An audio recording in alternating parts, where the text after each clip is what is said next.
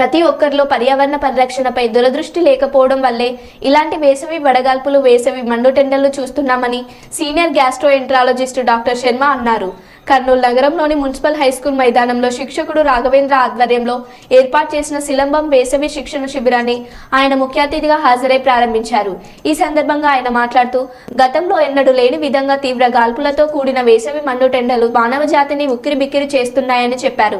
పరిస్థితులు ఇలాగే కొనసాగితే మానవ జాతి మనుగడకే ముప్పు వాటిల్లే ప్రమాదం ఉందని ఆయన తెలిపారు. ముఖ్యంగా మొక్కలు పెంచకపోవడం, విపరీతంగా పెట్రోల్, డీజిల్, ఆటోమొబైల్స్ వినియోగం వంటివి ఎక్కువ కావడం వల్ల భూమి వేడికి ఇలాంటి పరిస్థితులు ఉత్పన్నమవుతున్నాయని చెప్పారు. సమ్మర్లో ముఖ్యంగా ఈ ఇయర్ అంటే ఇలానే భవిష్యత్తులో ఉంటే మానవ జాతి మనుగడకే ప్రాబ్లం వచ్చి మానవ జాతి అంతరించిపోయే పరిస్థితి కూడా ఉంది. దీన్నే క్లైమేట్ చేంజ్ అంటారు. అంటే పర్యావరణ బాధ్యత ప్రతి ఒక్కరి మీద ఉంటుంది. పర్యావరణాన్ని పరిరక్షించుకోవాలి అనే దీని ఆ ధ్యాసగాన ఉంటే కొంతవరకు మనము ఈ పరిస్థితి ఎదుర్కొనే వాళ్ళం కాదు. ఎందుకంటే ఇది కేవలము మ్యాన్మేడ్ డిజాస్టర్ అంటారు. అంటే ఈ కెటాస్ట్రోఫ్ అంటే ఈ యొక్క భయంకరమైన సమస్య మనుషుల వల్లనే వచ్చింది. ఎందుకంటే కార్బన్ ఎమిషన్స్ అంటారు.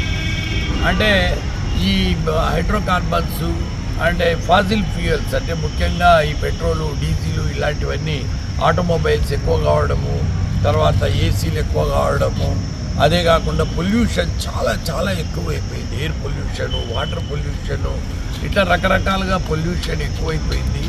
దీనివల్ల ఏమవుతుందంటే టెంపరేచర్ రైజ్ అయిపోయినాక ఈ భూమి కూడా వేడెక్కడము, గ్లేషియర్స్ అనేవి మెల్ట్ అయిపోవడము, అందులో unseasonal rains, unseasonal floods, heat waves, ఈ రకంగా ఒక ప్రమాదకరమైన సైక్లోన్స్, ప్రమాదకరమైన జీవితము మనుషులు లీడ్ చేసే అవకాశం ఉంది.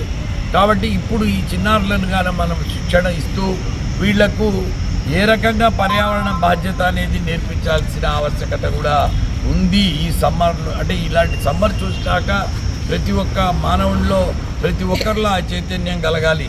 మన దేశం అని కాదు, ప్రపంచం మొత్తం మీద కూడా మానవ జాతి చేస్తున్న ఒక భయంకరమైన కృత్యం ఏమి అంటే ఈ కార్బన్ ఎమిషన్స్ ఎక్కువ చేయడము. దీనివల్ల ఈ కంట్రోల్ కాక ఒకరికొకరు హెల్ప్ చేసుకుంటూ మానవ జాతికి సహాయం చేసుకోకపోతే రానున్న రోజుల్లో మానవ జాతి అంతరించిపోయే అవకాశం ఉంది ఈ ప్లానెట్ మీద, ఈ భూగ్రహం మీద. కాబట్టి ప్రతి ఒక్కరూ ఈ బాధ్యత తీసుకోవాలనే మెసేజ్ నాకు ఇవ్వాలనిపించింది ఎండాకాలంలో. ఇంకోటి ఏమంటే ఈ సిలంబం అనేది ఒక ప్రాచీన క్రీడ. దీంట్లో ఈ క్రీడ ప్రాక్టీస్ చేసేటప్పుడు ముఖ్యంగా పిల్లలు బ్రీదింగ్ మీద చాలా కంట్రోల్ కూడా చేసుకుంటారు. అంటే డీప్ బ్రీదింగ్ అనేది చాలా చాలా అవసరము. అదే కాకుండా ఫిజికల్ ఎక్సర్సైజ్ చేయడం వలన దేహదారుణ్యం పెరుగుతుంది. ఏకాగ్రత వలన ఇది లైక్ ఏ కాన్సన్ట్రేషన్, ఏకాగ్రత అనేది మెడిటేషన్ లాంటిది.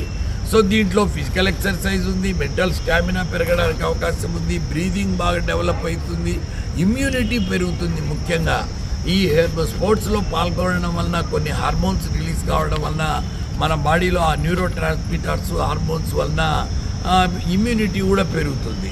కాబట్టి సమ్మర్ కాబట్టి చిన్నపిల్లలు కాబట్టి వీళ్ళు ఎక్కువసేపు ఏది చేయకూడదు. అర్లీ మార్నింగ్ ఈ కార్యక్రమం అయిపోగొట్టుకోవాలి. ఈవినింగ్ అయినా కానీ ఆ వేడి అట్లే ఉంటున్నది. కాబట్టి very early morning around 6:30 to 7 o'clock, 7:15 కల్లా అయిపోవాలి ఈ కార్యక్రమం. ఆ తర్వాతనే మిగతాది మనము చూసుకోవచ్చు.